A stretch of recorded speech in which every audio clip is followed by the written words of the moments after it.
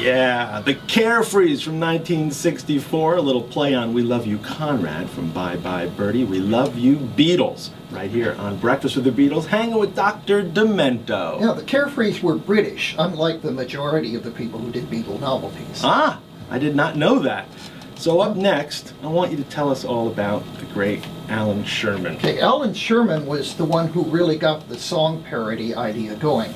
He did parodies of Broadway shows until the publisher said, no, you can't do that. So he did parodies of folk songs, and one of them were classical pieces. And his most famous one was Hello Mudda, Hello Fada, Here I Am at Camp Granada. On his fourth or fifth album, for Swingin' Livers Only, that came out in the fall of '64, he did a song about the Beatles, and it's from the point of view of somebody of a somewhat older generation, as Alan Sherman himself was.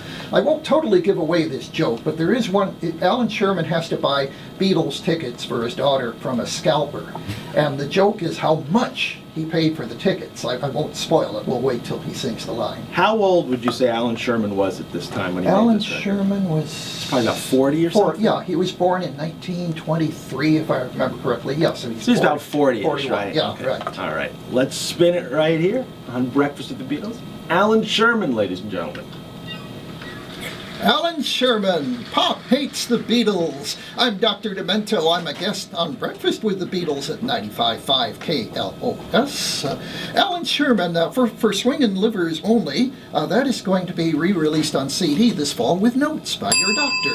Really? Yes, along with the other 7 Sherman Warner Brothers albums. You doing the notes on all of them? Yep. Wow. Good gig, Doctor. Yeah, thanks. I have another one here. This is by a guy called Brad Berwick. It's one of my favorites. I got this when it was new in 1964. I just saw the sleeve to this, and I think it was Wallach's Music City, and I thought, this looks fun. I think I'll buy this. I used to go to a party sometimes and slip this one in between 2 of the sides of Rubber Soul, something like that. And I'm lucky people tried to grab it away from me and break it. And throw you out of the party. Brad Berwick was an actor. He was in a 1961 TV series called Window on Main Street with Robert Young, and he got the glamorous actress Jane Mansfield to write a testimonial for him. But as a singer, well, this is the only Brad Berwick record I've ever found. He did not have a long career, but here he is from 1964. I'm Better Than the Beatles is the name of this. You want to do Interview with the Fab Four. Yes, this is one of those cut-in records, the kind of thing that Dickie Goodman made famous, but many other people started doing it, including Harv Moore, who was a veteran New York radio personality. This record was quickly taken off the market after the Beatles manager, Brian Epstein, got a cease and desist order on this one. These were made, there were a lot of these, starting with Flying Saucer in 1956. Mr. Jaws by Dickie Goodman was a hit in the early 70s.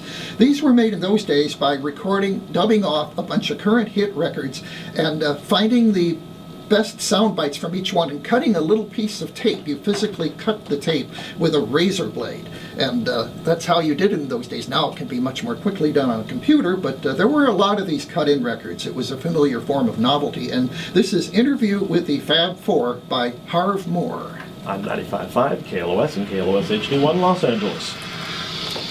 95.5 KLOS. What's wrong with Ringo? Asked the Bonbons from 1964. That came out on Coral Records. And Harv Moore from 1965 gave us Interview with the Fab Four as we hang with the great Dr. Demento. Woo woo! Yeah, how about that, huh? Yeah. So, Doctor, you do Beatles specials sometimes on your show, right? Yeah. Just all dedicated to the Every Beatles? so often I'll do an hour, or a few times a whole 2 hours devoted to Beatle novelties. And I'll bring in odd performances of Beatles songs like Eleanor Rigby by Doodles Weaver. And How is Doodles Weaver? He's no longer with us, isn't he? Unfortunately not. I knew that. I just like to ask, how is Doodle Weaver? It's just fun to say. He gave his last performance on a live show that I put together back in the early 80s. And if people want to listen to the great Dr. Demento, what do they got to do these days? Oh, thank you so much. DrDemento.com. As you may have heard, I'm winding down the radio show for various reasons. It's been 40 years, but I continue to produce a show every week drdemento.com. We do audio streaming. We post a new show every Saturday, and so the new show is available there indefinitely on demand, plus about 500 older shows. There is a nominal fee for the stream because we have to pay ASCAP and BMI and all those good folks, but you can get a whole The heck with them. We don't pay them. We just do audio. You can get a whole 2-hour show for $2 anyway. Oh, great. Cheap at half the price. Excellent. Excellent. So what do we got up here next? Okay, we have the second most popular of all the Beatle novelties, this one American recording from 1964 by then 14-year-old Donna Lynn. My boyfriend got a Beatle haircut. Yeah, 14-year-old Donna Lynn, my boyfriend's got a Beatle haircut right here on Breakfast with the Beatles. Chris Carter hanging with the great Dr. Demento. We're going to take a quick break. If there's something you want to hear, maybe you'd like to say hello to Dr. Demento, give us a call, 800-955-KLOS. We'll be back with more. Stick around. The great-looking and dependable Chevy Malibu. Just one. A Beatle I want to be, Sonny Curtis. And it's Breakfast with the Beatles on 95.5 KLOS. My guest, Chris Carter. How you doing? Thanks for having me, Doctor. I love your show. Thank you. I love yours. So Sonny Curtis, huh? Yes, he used to play with Buddy Holly, and after he did A Beatle I Want to Be, he went on to write a hit song called I Fought the Law.